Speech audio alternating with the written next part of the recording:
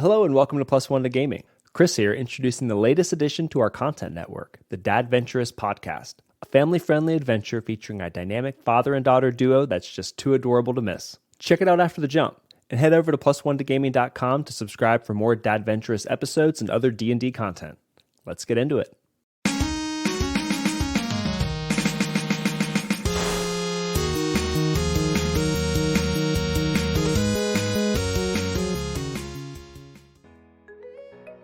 Hey there, guys. Welcome to our family-friendly Dungeons & Dragons podcast called Dadventurous. As you can tell, based on that, we are a dad and daughter duo, and we're going to be playing a whole lot of Dungeons & Dragons. And so we just wanted to kind of talk to you about what to expect while listening to this podcast. First of all, Dungeons & Dragons is a tabletop role-playing game. So I am going to be the dungeon master for this first campaign. However, down the line, I am hoping that we will switch up roles. Maybe I'll get to be a player. Maybe the daughter will be the dungeon master for those. I'm the daughter. I'll be the player for this first campaign. So get ready for cool adventures, funny characters, and maybe some funny voice acting as well. Are you implying that I have bad voice acting? No, I'm saying you have funny voice acting. Okay.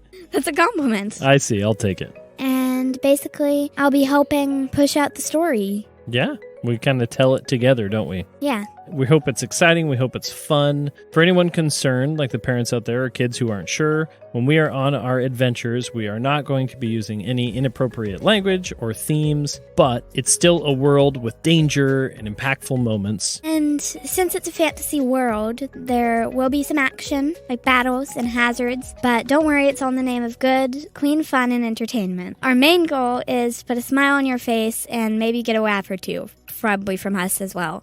Mostly from us. Yeah. We're really good at telling ourselves our own jokes and then laughing at them. We're all about having a good time and sharing this world with you. Fair warning, though, every now and again, as the campaign unfolds, we are probably going to be touching on occasional deeper topics like love, death, grief. Just like the stories we love, sometimes real stuff kind of sneaks in. But mainly this place to share creativity and imagination, where we, you and me, get to make this magical world together.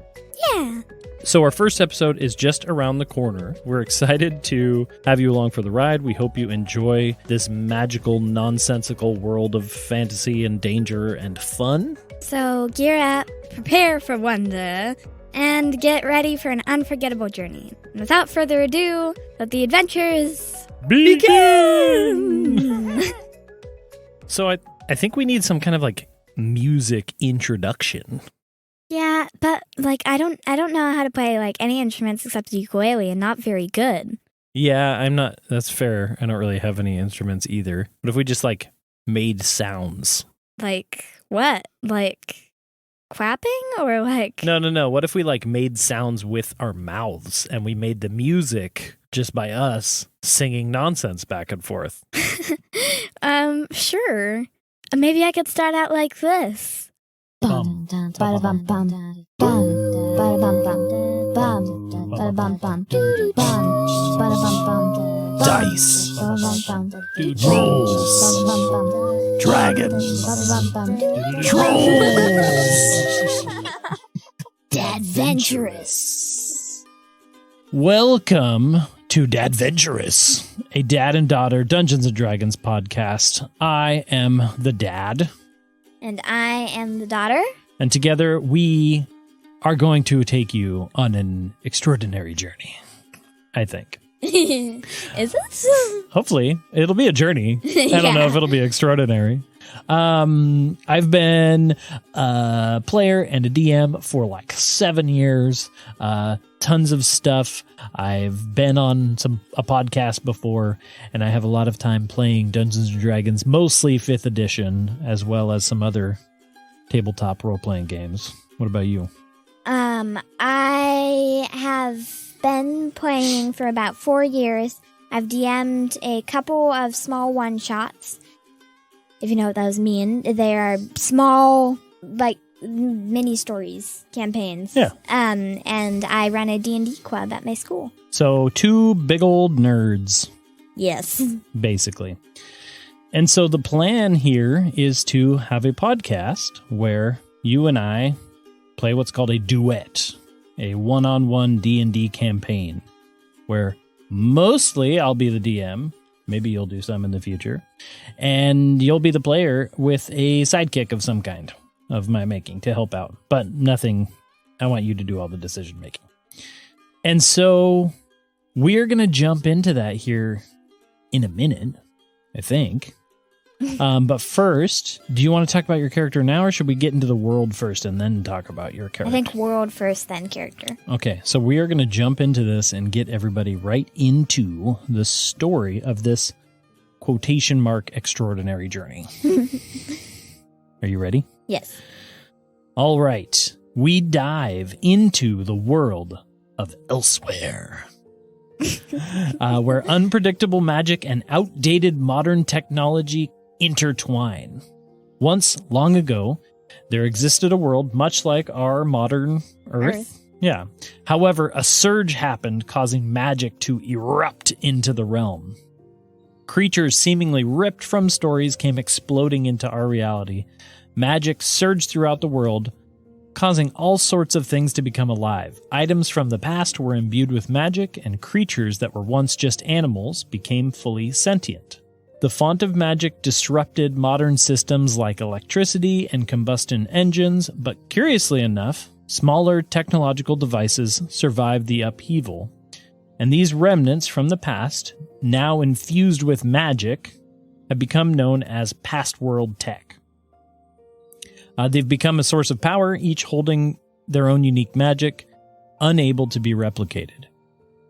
And people seek them out. People go find these things and use them. And these people are called Rummagers. And Rummager is an occupation that is not for the faint of heart. And your character is a Rummager. Yes. The other thing that came from this is the form of currency in the world. They're small little metallic oblong-shaped things. They go around once, they have a curl, and then they meet in the middle. Some of you might call them paper clips, but here in Elsewhere, they are called clips, and they are the currency of the realm. And you have different types, the normal ones and the jumbos. And some of them are even gold. Yeah. They're not actually gold, No. but they sure are painted gold. Yeah. And so delving into this, the ruins of past world to find tech and clips have become an occupation. These Rummagers, right? But it's risky. Ruins are inhabited by more than just old junk. There are creatures, there are dangers. However, 300 years have passed since the magical explosion that reshaped the world. The once high demand for past world remnants has started to diminish, and most now rely on newer creations and technologies that are made from past world tech. The need for new past world tech, it depends on who you are in the world, but most average people don't need it. However, there are those who still use the tech, and clips, of course, are always needed. And in the town of Map's Edge, nestled between the colossal cliffs and two major cities, there is a half-merged skyscraper buried into the wall, still full of past world tech and junk and other stuff. And the Rummagers regularly make their way into this area, which they refer to as The scrape. the scrape, exactly. And in town, in Map's Edge, there is one shop that still remains out there to serve you the best past world tech they can find, and it is run by your grandfather, whose name is Gunther. It stands as a relic of the old days, and travelers and locals still find wonders every day. However, business is not very good. Travelers don't come through as much, and the people of the town usually have bought what they need, and they need to find clips more than they need to find gadgets and magical items. The world is changing once again, though, and new magic storms, wild magic storms, are plaguing the countryside, bringing unpredictable chaos and new magical surges with them. People are beginning to wonder if there's something else wrong with the realm. What is causing the increase in storms? And does the past world hold a clue? Dun, dun, dun. The allure of the past world and the mystery of the scrape await. Welcome, listeners, to a realm like no other. Or, I'm sure there's others like it, but... I roam like some other. There you go. We are probably not original, No. but it sounds neat. And so, this is where we find ourselves now, is in this shop. The upstairs of the shop is where you live, and the name of the shop is Past World Plunders. Your grandfather, Gunther, is running the store up front.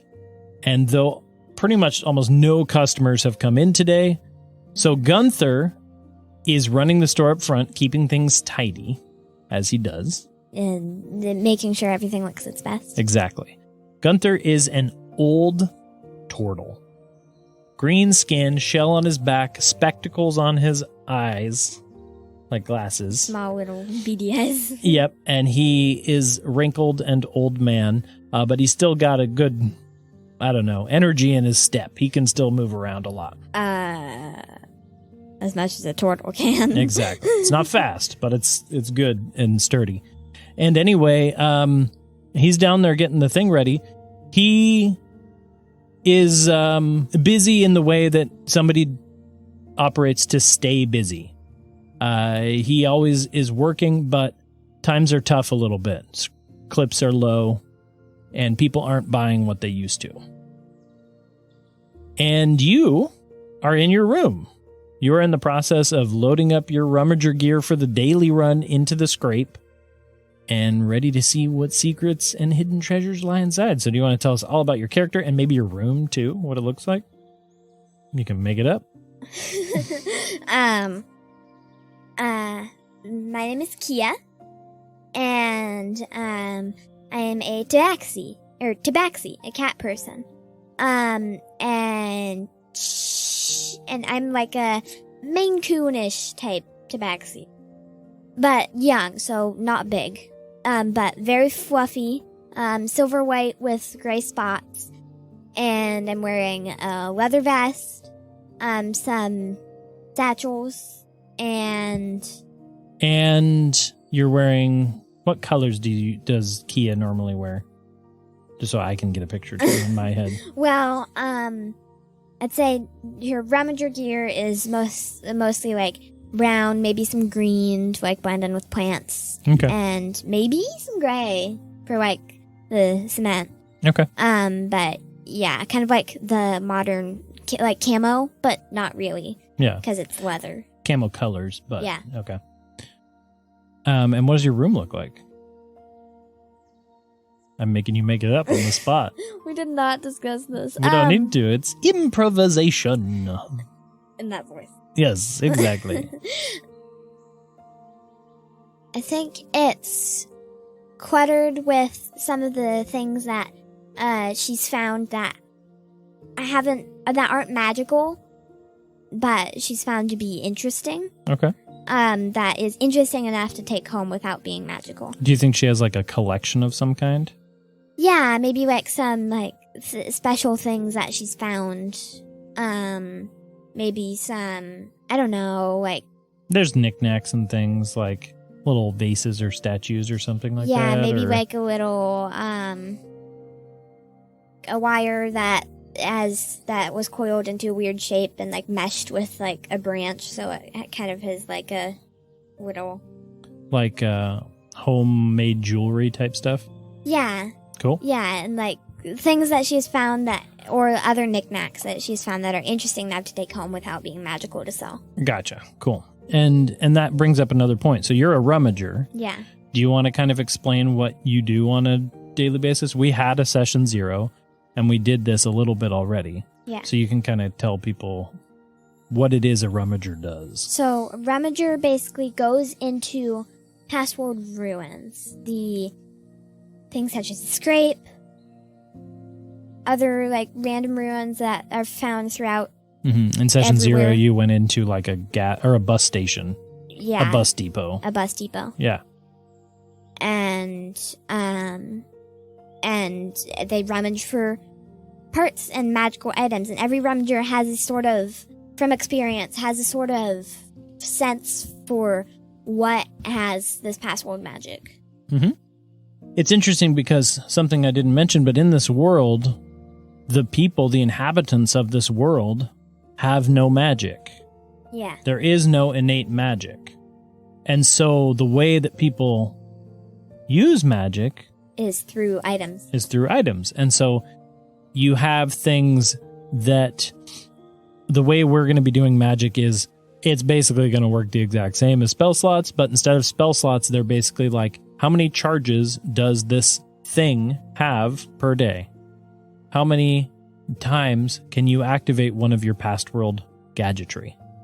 And so there are classes, there are D&D classes still in this world, but imagine a wizard having one of those like weird guy trying to sell stuff on the corner. He's got a trench coat full of weird like he's like stolen watches and stuff like that. something. It's like a CD seller. Oh yeah, selling black market DVDs. Yeah, DVD seller. So yeah, One imagine DVD. that where each little item in his trench coat he pulls out, but it's a fireball.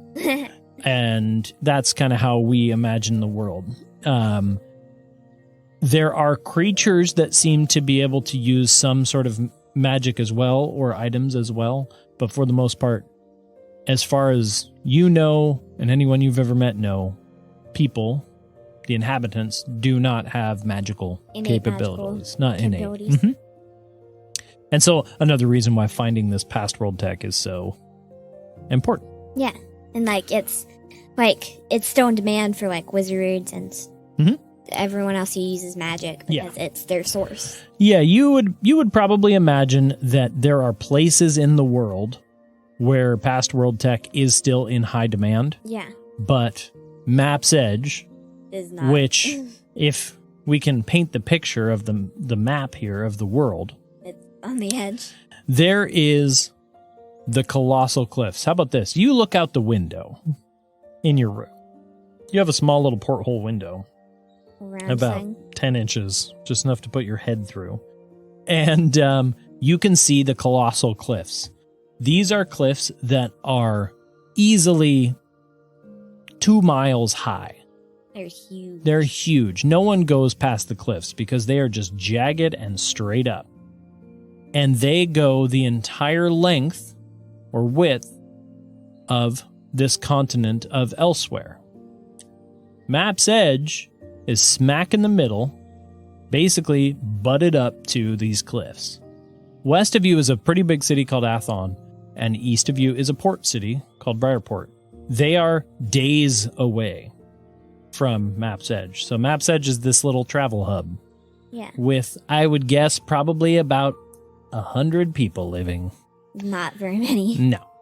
And not really too many things in the way of businesses or things of that nature. Just what the locals need, like like a food market or like a food market, maybe our shop. Do you want me to give you a breakdown of what is Sure. here in town? So notable places in Map's Edge are Past World Plunders, of course, Yes. where you operate and sell things with your grandfather.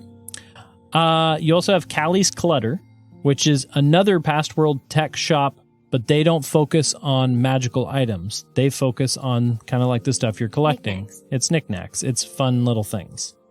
And stuff that she makes out of these knickknacks. The Scrapeyard is the local inn and tavern. You have the General's General Goods. Mixed Up Meals, which is a food shop. And that's kind of it. And then just people's houses. And then people's houses. Yep. Yeah. So that's kind of Just your a little notable places village. in town. Exactly. And a little village that's all based around one street.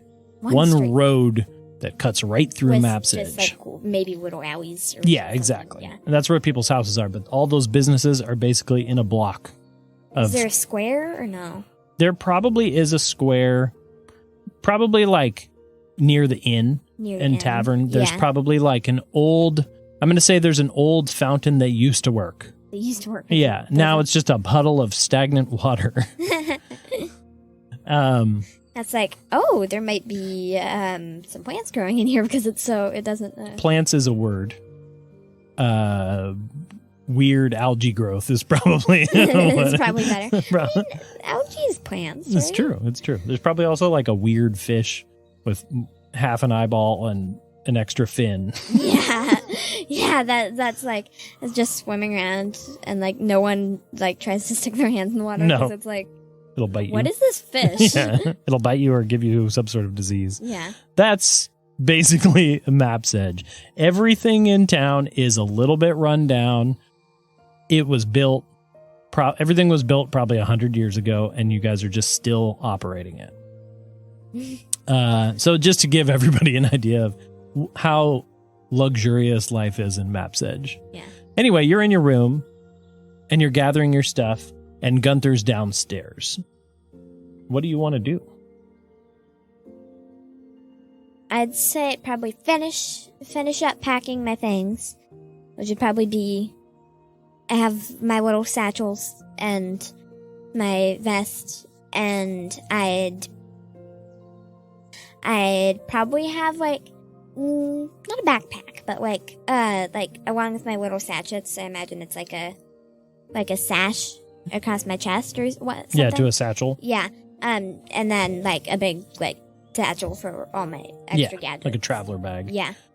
Yeah, and you would have things like rope. You'd have things like climbing gear and stuff like that. And anything. my weapons. Yeah, and your weapons and everything that you can to get into the scrape. Yeah. And other places that you've been and to. other places. You've probably we decided that you're young, right? You're 11-ish. 11, 12-ish. Yeah, in that age frame. You've probably been a rummager for a couple of years. Yeah. Starting real small. Yeah. And moving into the scrape probably only in the last 6 months or so. Yeah. Where the scrape is where all the other rummagers go. Yeah, like my first ones would probably be like, there's this tiny little building that are like half building that's left, and then it's like there's a little pile of stuff, and I'm like, yay, it's my first thing. Yeah, exactly. And Gunther was a rummager, but he's too old now. He's old. He's real old, and as people may have guessed, he's not your real grandfather. No, because he is a gnome, he is a tortle. I keep saying gnome. He is a tortle. With a shell and scaly leathery skin. He's a turtle, and you're a cat person. Yeah. So anyway, just trying to put that into people's heads. Gunther's down there, and you hear him cluttering around and muttering to himself periodically. And he says things. You hear like a loud bang, and he goes, dang it. All right. And he picks that up. And this is kind of far away, so... So finish packing up my stuff. I'd probably go downstairs to see if he like I know he's old, so I'd probably go downstairs to see if like he dropped anything that would hurt him. As you go downstairs, you see him bending back up, really creaky from picking something up, and he goes, okay, hi Kia. How's your morning going? Did you sleep well? Yeah, I did. Did you make any new sales? Yeah, sales. Sales early in the morning or no? Unfortunately, no. We are high and dry today so far.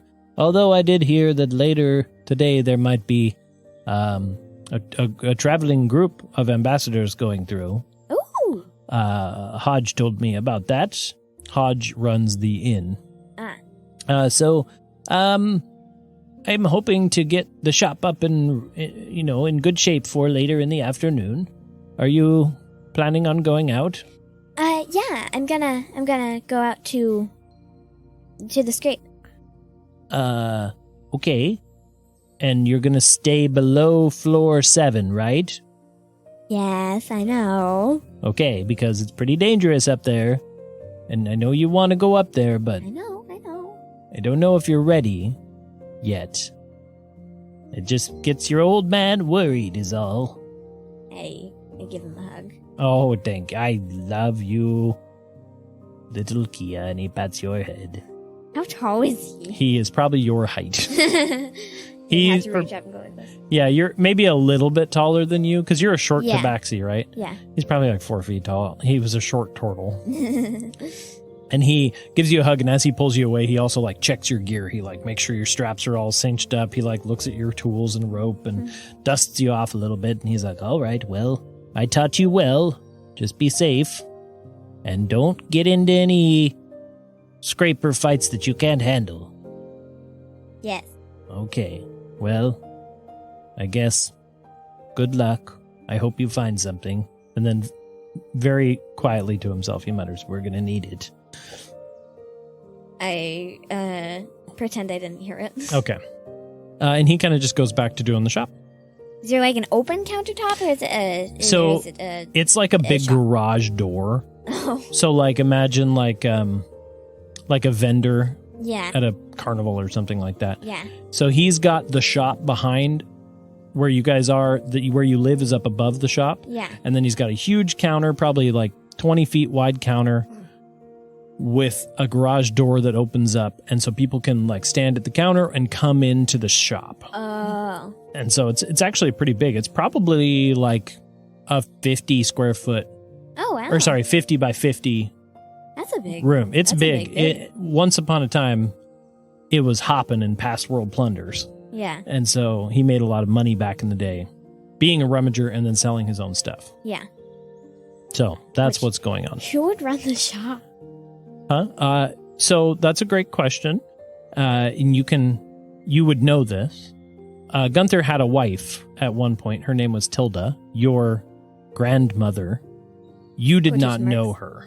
Yeah. This was before your time. But it was her shop. He was the rummager. Oh. She was the She was store the owner. store owner. She died And so many he took years over. ago, and he took it over because it was like her dream to have this shop. So you would know this. He found you X amount of years ago, and probably I'd say about like 5 or 6 years ago. And he trained. No, I think it would be like maybe like 10 years ago, even like, maybe, I don't know.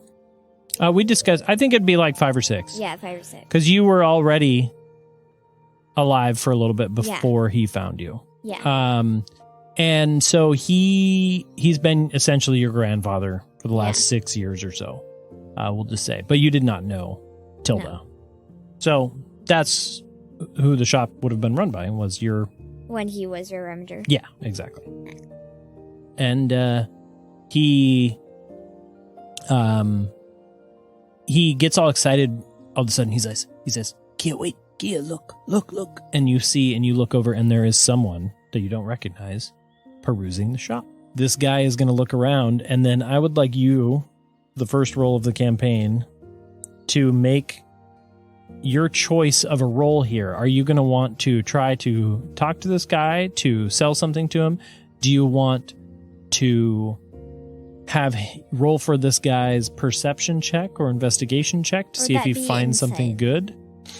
I'm just saying, whatever you want to roll for this guy to see if he is interested in buying something, you can use your skills to decide.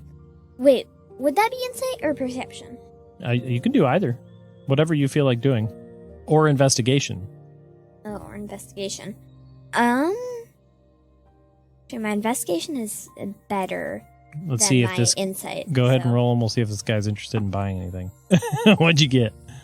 7. A 7. Okay. Well, unfortunately, the guy peruses for a while, and he's like, oh, hey, how's it going, guys? And your grandfather's like, oh, it's going wonderful. This is my granddaughter, Kia. She's found most of the things that you see in this shop. And the guy, like, rolls his eyes, and he's like, yeah, no, I've kind of seen stuff like all this before, so I'm going to go down the street.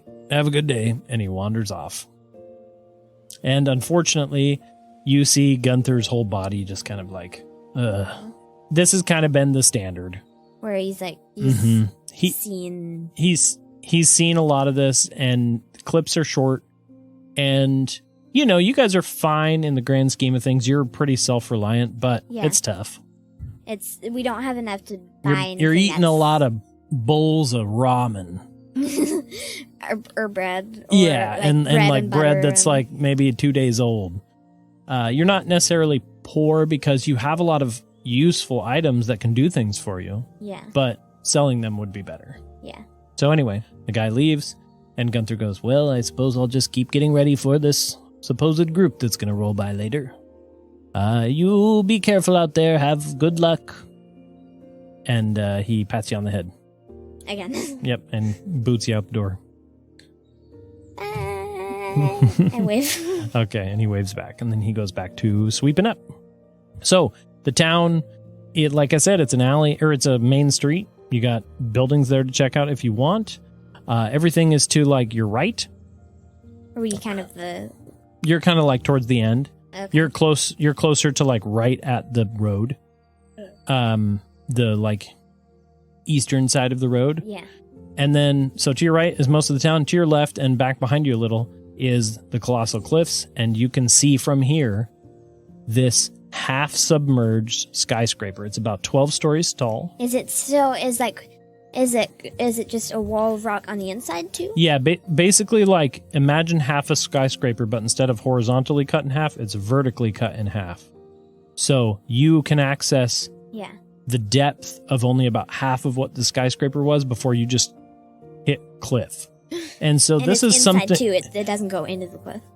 No, it doesn't go into the cliff. Oh. The cliff cuts it off. And so this is pretty common with the wild magic surges and storms. Things will transpose themselves in these surges. And basically, the theory is that when this surge happened, this thing that shaped the world, cliffs appeared where they weren't before. Forests and lakes and oceans appeared in different places. Cities that may have once existed were replaced or cut in half or things like that. And so the scrape is basically a vertically halved skyscraper that's 12 stories tall. Ripped apart, totally run down, covered in vines. There's holes in it, everything. There's people have built scaffoldings up the sides. It's been a source of Rummager exploration for years. For many, many years, 100 years since the town was built. Yeah. And it was built around the idea of rummaging the scrape. Yeah. Because it's this giant building. Mm-hmm. And it was full of stuff. So anyway, that's what you see. It's probably mid-morning.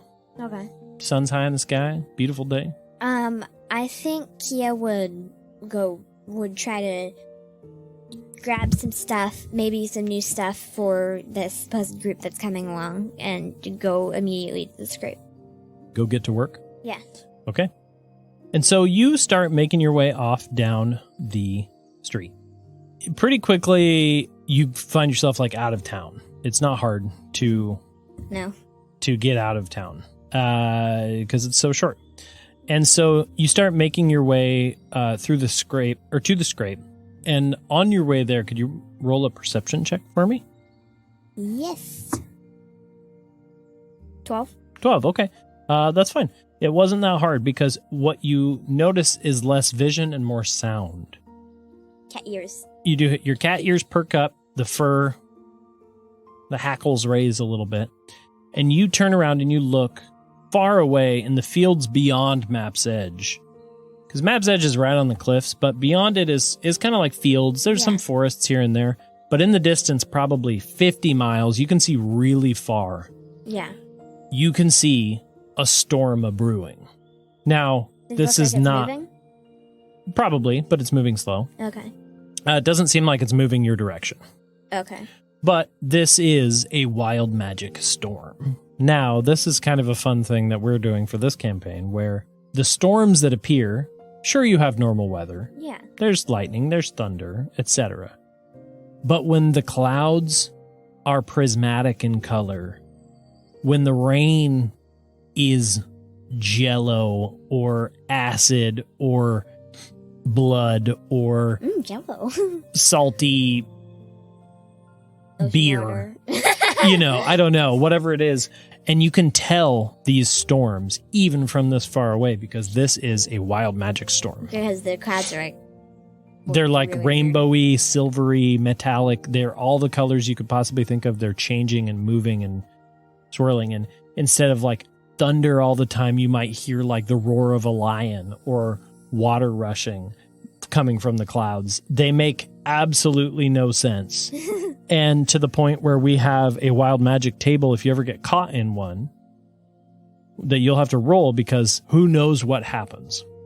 And the people of the world know about these storms, hide from these storms because they can do you hide in? So weirdly, past world buildings seem to be unaffected by things like transportation. They still have weird magic surges, things will come to life. But in terms of being teleported or changed or anything like that, which can happen to buildings, it doesn't seem to affect the past world buildings. And so oftentimes people will hide in past world buildings. Stuff like the scrape.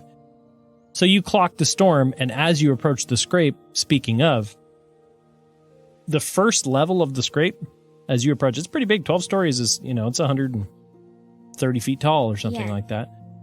It's not the biggest skyscraper in the world for those of you who are from cities, but it's pretty big out here. Yeah. It's the only big building like that. Like the tallest building in the village is probably 2 stories. Yeah, exactly. The inn probably has 2 or 3 stories, and that's it.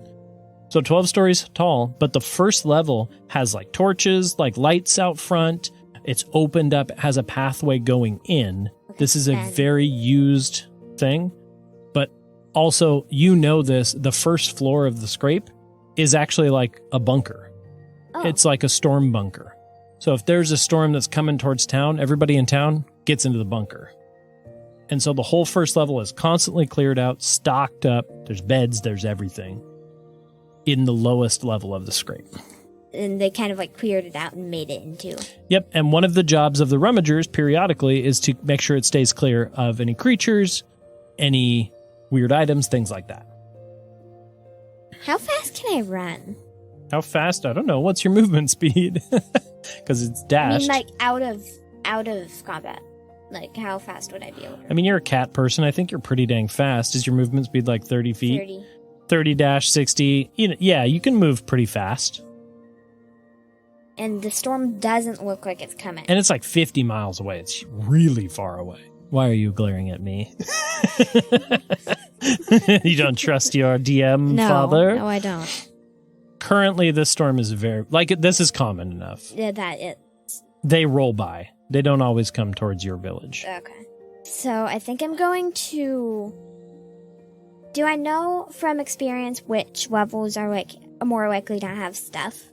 Yeah, you do. You've been through enough, and I kind of have a breakdown of the floors too. But basically, the first level, it's basically like an old parking garage. Oh. But this is the bunker, town bunker, right? Yeah. You know that the first 4 floors, the parking garage, the lobby, floor 2, floor 3, are pretty much picked clean. Okay. And not necessarily that you won't find something, but unless a storm has come by, chances are it's clean, and there hasn't been a storm in town in a little while. Okay. So most of the other rummagers, and I think as you enter into this into this bunker, you'll see other rummagers there. Yeah. Yeah, there's other people that are working. They got the bunker cleared? Yeah, bunker's cleared. You don't have to worry about that. But yeah, you know that the first couple floors are clear. And I'll say that, I'll just roll for it. There's 2 rummagers down here that actually look like they're packing up. Oh. And they're like heading back to town. Okay. If you want to talk to them at all. But basically, this is a safe space. And they keep it safe. Okay. I think I'll just go in and try to go up to at least the 5th floor first. Okay. So what we're going to do with the scrape is the first 3 floors, easy enough. You go into the parking garage and you make your way to the stairs. These things like elevators, they don't work anymore. No. You make your way to the stairs. You go through the doorway. You go up. Stuff's littered everywhere. There's paint on the walls. It's graffitied. It's used. Graffitied. Yeah. By past and present peoples. Oh. Yeah, kids will come into the scrape, trying to be cool. Sneak into where the rummagers are only supposed to be and try to see how many floors up they can go before something happens. Stuff like that. You probably think those kids are lame. But they're, there's... Even though they're probably like my age. Yeah, exactly. First floor up, you go through you got to climb over some scrap piles, metal things. Second floor, you go up.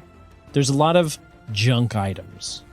Not magical. Old microwaves and coffee makers and desk computers and things like that where it's just trashed stuff. Can I do like a quick glance over to see like if there's anything worth like I know there's not anything magical, but is there anything worth for my collection? Oh yeah.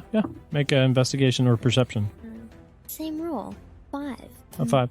Not on this floor, but you'll have opportunity. You're not surprised either. It's not so much that like you didn't look right. Yeah. There's just nothing good here. Third floor, same kind of thing. It's just junk. Now, fourth floor is when things start to change. And you go through the third floor and you start going up to the fourth. And I think by the time you get near the fourth floor door, you hear a buzz. You hear a scrape. You hear a clatter. You hear movement up here. Does it sound like one thing or multiple things? Sounds like multiple things. And so what you would need to consider is that is there any windows on the door? The fourth floor, it's just an open archway. Oh. Of the fourth floor is where things start to get a little bit more dangerous. Because one of the things that happens with wild magic surges that come through is things awaken. Yeah. Past world scrapers, as we like to call them. We've already talked about this, but for the people listening, these are basically constructs made of combined junk items magicked together. So you'll have a little creature that looks like it's made of bolts and pins and has, scissors for hands and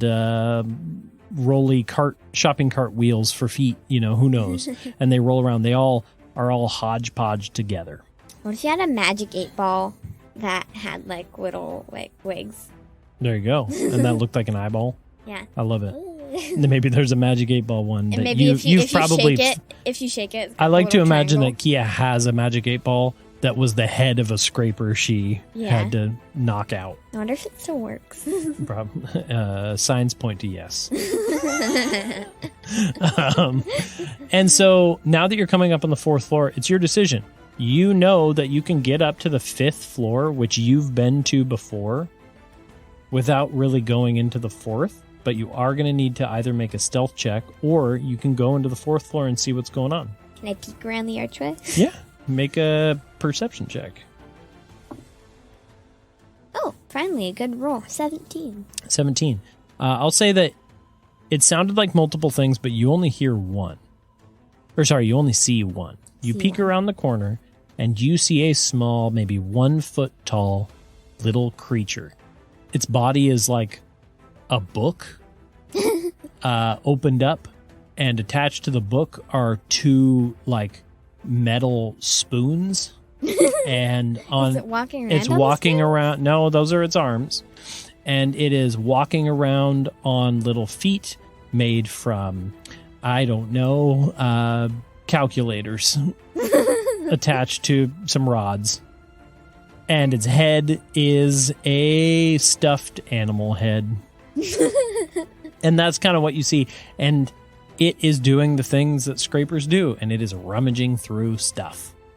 Kind of like rummagers do. You guys don't really know why. They just go. But they sort and they look through stuff. That's what you see. Have I ever seen one, like, find a magic item? Not that you've ever seen, no. Okay. Can I scan this room as well, like from like archway, or do I need to make a stealth check? You would need to make a stealth check if you want to try to get in and investigate. I wasn't gonna get in. I mean, like. Well, it depends on what are you looking for. Does it seem like there's any magic items on this floor? That's my thing. Yeah. So why don't you make an Arcana check? Arcana. Mm-hmm. Where's that? Okay. Very top. 6. It doesn't seem like there's anything magical. Not with that. If you want to get in a little further, you could see. Make a stealth check. But you would need to make a stealth check. Or you move up to the 5th floor. I think I'm going to go to the 5th. So you're going to leave these guys behind? Yeah. Okay. Yeah, that's fine. You've done this before. These guys, unless you're like in the kind of the room with them or you make a lot of noise, they're not going to come after you. They're not like super aggressive unless you disturb them. Yeah, exactly. And so you're going to move up to the 5th floor. Now, the 5th floor is where you usually do most of your rummaging. You've been to the 5th before, the 4th and the 5th. Because the 5th, for whatever reason, is when it seems like most of the rummagers get up here. And it's big. It's a big area. And it seems like some of these magical items pop up on now and again. Because it's not that the surge that happened 300 years ago was the only time magical items popped up. But now they're associated with the storms that come through. Yeah. The storm comes through. It's hazardous. It's dangerous. Everybody hides. But afterwards, it's great for the rummagers. Yeah, because of all the items. There's stuff, but there's also creatures. Yeah. Is there any windows on this floor? On the 5th floor? Yeah, probably. But not in the stairwell. Yeah. You would need to get in and go through the offices and things like that. I creep in. All right. Go ahead and make a stealth check. 20, not nat. Oh, nice. 20. Okay, so you sneak in, and you're feeling good. Partially because you're using your little padded cat paws, your furry paws, and you're in your element. You're a rummager for a couple of years. You know what's up. But also, it doesn't seem like there's any of these buzzy, sparky things, the scrapers, on the immediate glance. Okay. As you go into the 5th floor, it opens up into this big opening area, and there's offices along the sides. So it's like a hallway, but But big, tall ceilings. Okay. Probably 12, 14-foot tall ceilings. Wow. And a big, it's less of a hallway and more of a entryway. And probably a 30-foot by 50-foot room. And on the far side, you can see a fancy-looking elevator door that rummagers would know doesn't do anything. You can open it, but it's just a shaft with a ladder. Oh. And then there's offices along the outside edge. You've been into some of these offices. Doors are open, doors are closed, etc. There's scrap everywhere. And then you know that there's a hallway that leads to another section that looks very similar. Do I know which one? Do I remember which ones I've explored? Yeah, you've probably explored. I would say that probably in the last couple weeks, the 5th floor is where you've gotten to. Okay. And Gunther has always been about, don't go above floor 7. Don't do it. Don't do You it. can remember it. But you don't know why. You've never been up there. Don't do it. And he's not the only one that doesn't go above. Yeah. Floor 7. Yeah. And so it's a common enough thing that up to floor 7, you're good. Past that, you're not really sure. So you've probably, I would say you've explored 25% of floor 5. Okay. But doesn't mean something new might have popped up. Yeah. But yeah, so you've probably explored a lot of these rooms, but maybe you've never been to the hallway to the next section or something like that. Is there any windows in the entryway? There are mostly windows in the offices. Okay. In those side rooms, not in this entryway. Okay. I'm gonna go into. Can you peek in an open door? Mm-hmm. And we'll say a couple doors down, one of them's open. Okay. Are you trying to be sneaky? Make a perception check. If you want to just go into the room and scope it out, you'll do investigation. Perception. Okay. 22. Nice. But not net. As you approach, you notice that there's a slight shift in sound in the room. What do you mean? Like something moving, like a little scrape across the ground. But then it just goes silent again. And as you peer in there, you don't see anything, but you do get the sense that something's in there. that something's in there. Why don't you go ahead and make an Arcana check with advantage, though? Arcana with advantage. Mm-hmm. Both really bad, but one is better. 7. 7? Okay. Yeah, you notice something move in there. Move, but I can't see it. You can't see it. You don't know what it is. Okay. I'm gonna creep along the wall. Step into the room and creep in? Yeah, Okay, you'll want to do a stealth check for me then. Pretty Okay. please. 12. You have the eyes closed. All right, a 12. You start creeping in, and you sidle along the wall. try to be as cat-like as possible. Or, like, wall-like as possible. Okay, you start scooching in, and your foot bumps a little box, a little tin box, about 3 by 3 inches. Oh. And you hear the familiar rattle of clips. You get the sense that this is an old clip box. But you also hear that scrape again. Yeah, and as you turn to look, thinking that you were pretty stealthy, you see an old office box full of files slide apart, slide to the side, and behind it is, imagine a scraper basically made out of 2 phones.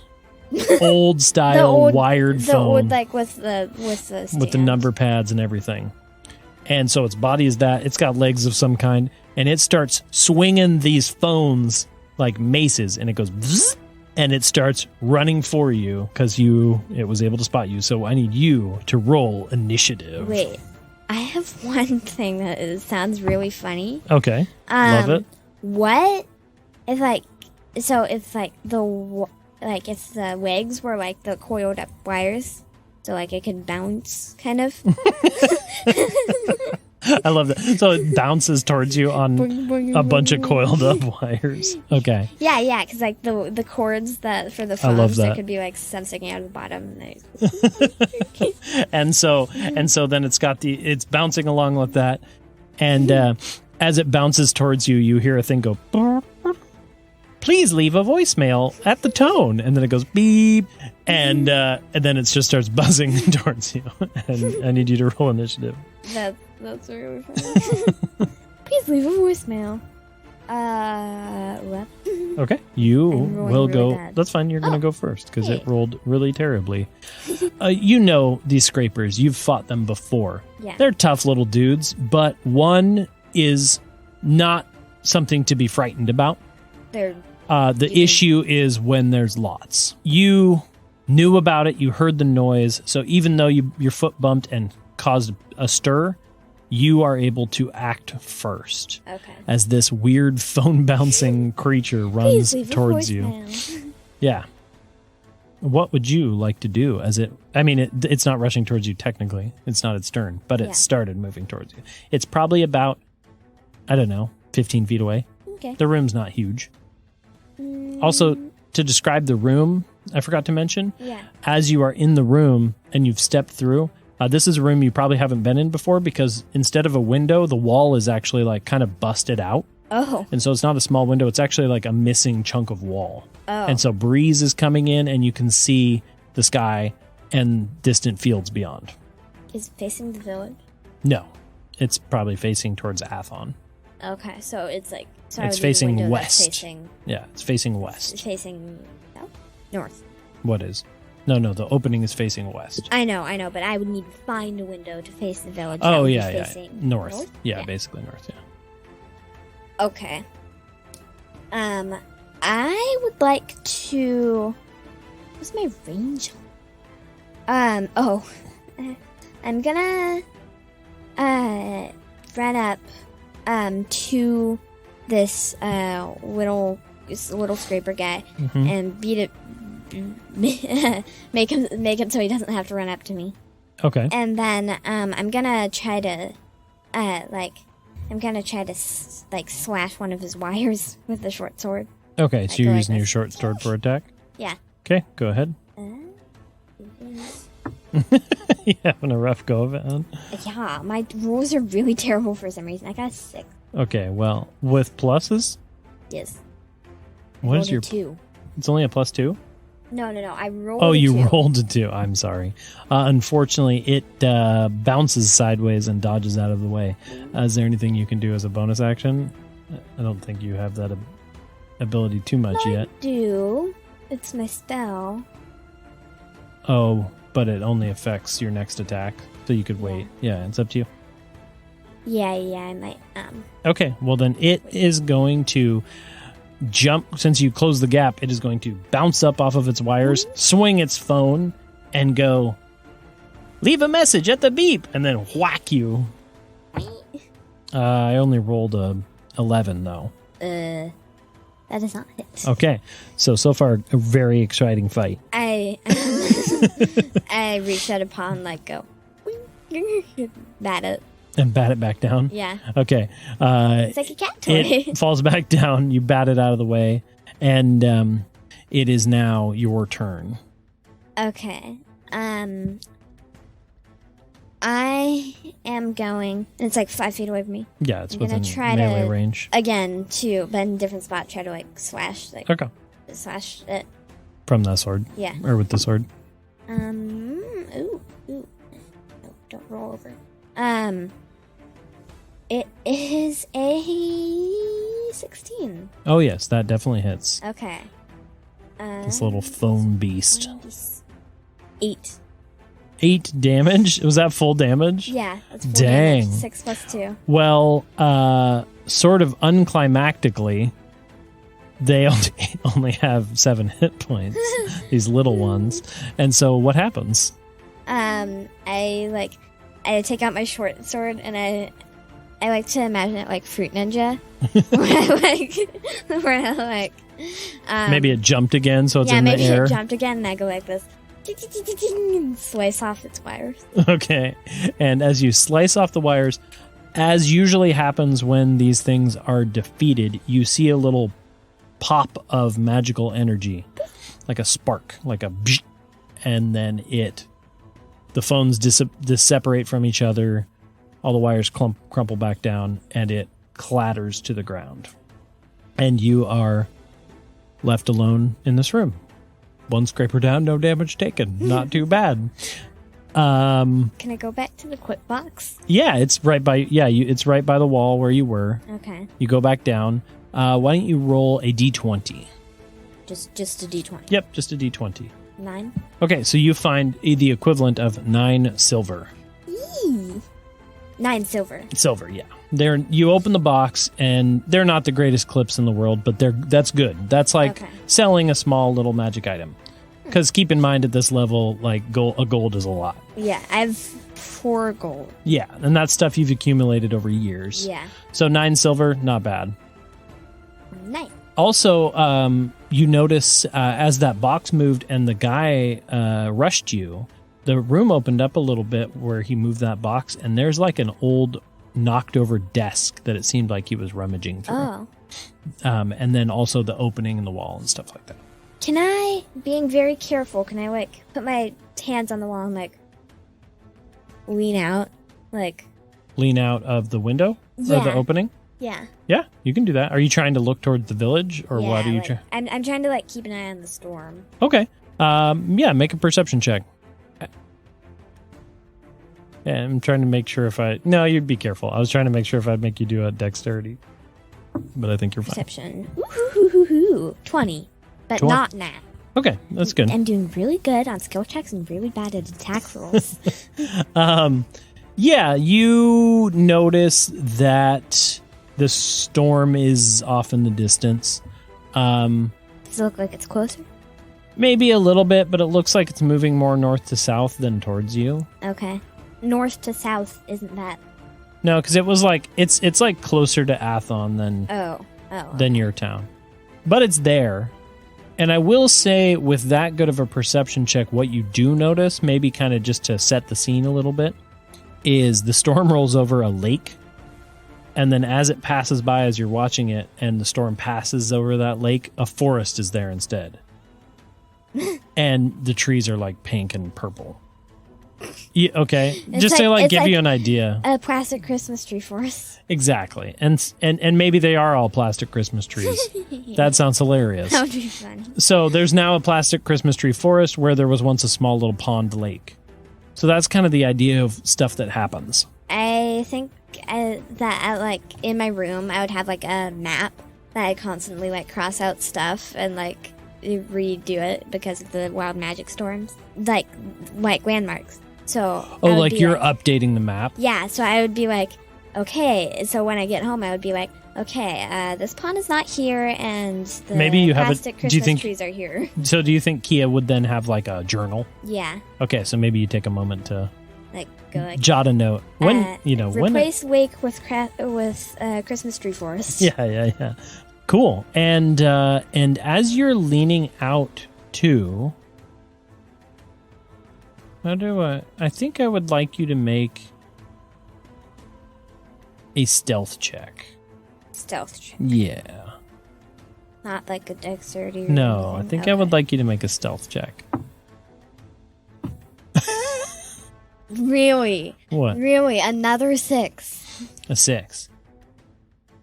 You, as you're staring out and looking at this storm, you hear something above you. Like on a different floor? On a different floor. And as you turn to look up, your hand kind of slips. Not like you're going to fall out, but you like take a chunk off of the wall and it falls down. And as you look up, I'm going to say about 3 floors, because you're on floor 5. So it'd be floor 8. 8. On about floor 8, you look up and you see something large, a shape that was hanging out of an opening, almost like it was holding onto the side of the building. Oh. But right as you are just about to focus your eyes on it, it darts inside the building and dashes in. Like dashes in. Do I get any like sight of like its general shape? 2 arms, 2 legs. 2 arms, 2 legs. But- It was hanging on the side of the wall. Hanging on the side of the scrape. The scrape. Yeah. Spider-Man. But like huge. Yeah, Like big. 20 by 10 feet. Yeah. Wait, is that height or width?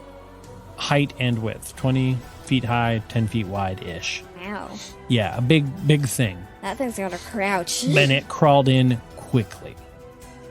So that's what you see. Okay, we have a giant Spider-Man on our hands. And then also right at about that time, you hear a scream. And it sounds like it's a couple floors up. 3 floors up. Maybe, maybe not. You hear a scream and you hear cluttering and clambering. And right at about that time of the scream, thunder from this distant storm echoes across the plains. And that's where we're going to end the first session. Yeah, a loud scream up above you. So, and it sounded like a person. The Spider-Man attacked. He did. He did. We always knew.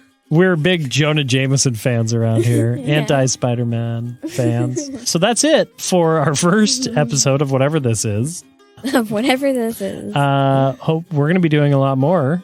And we are going to continue the story of Elsewhere and Kia. And what do you think about it? The giant Spider-Man. The story. You excited to keep going? Yeah. We're going to learn a lot more about Kia, where she comes from. Do you want to give anybody a little hint? Think. Wait, I don't even remember what country it's from. Think. Was it Sweden? It is Sweden. Okay, think Sweden. No, nice. A very vague little hint. All right, that is all. We are going to go, and we will see you next time on this lovely podcast that we like to call Adventurous.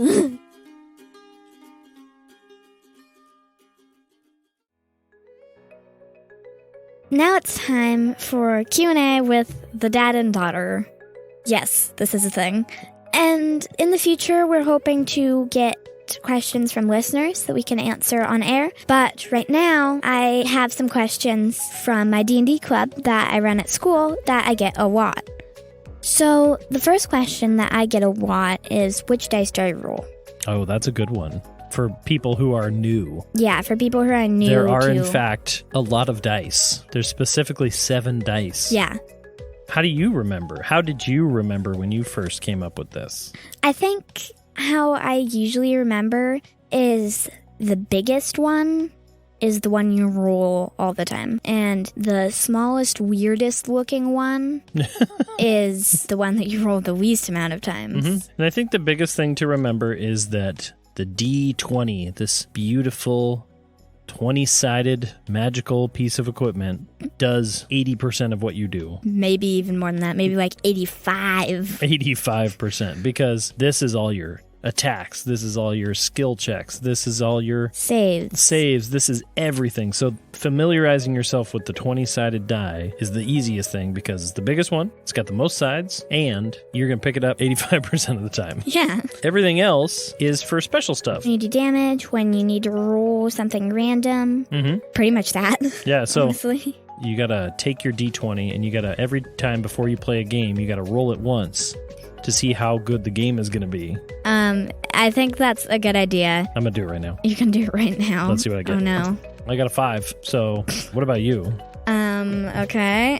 I got a 6. Hey. So we're doing real bad we're doing here. This so good. But hey, at least we know that the D20, it's an icosahedron, yeah. Why do you know that? Geometry. Why you're so smart, and it's really embarrassing for the rest of us. Is it? I think so. The D20 is your sword. It's your sword, and the D4, the littlest, weirdest one that looks like a pyramid, is like your hair tie. You almost like never use it. Your hair tie? I don't know. That was beautiful. You almost never use it, but it's still essential. That's true. They're all essential. Yeah. Agreed. All right, that is all for Q&A time. And we'll see your questions anyway. We'll see your questions next time on Adventurous Q&A. All right, we've reached the end of the episode. I just wanted to make a quick shout out to the folks over at Plus One to Gaming for giving us a platform for our podcast. Head over to their website at plus1togaming.com for tips, tricks, other actual plays, and some pretty cool content. You might find us on there as well. And for everyone else, we're grateful for your support. As we wrap up the episode, just wanted to remind everyone to connect with us on social media, leave your comments, and subscribe to our podcast on whichever platform you use. If you got any burning questions out there that you want to ask, if you're curious about our escapades or other questions, we'd love to hear from you. We'd love to hear from the kids out there. Ask us anything, and you just might find your question featured in one of our future episodes. Thanks for joining us on this incredible journey, and stay tuned for more Dadventurous.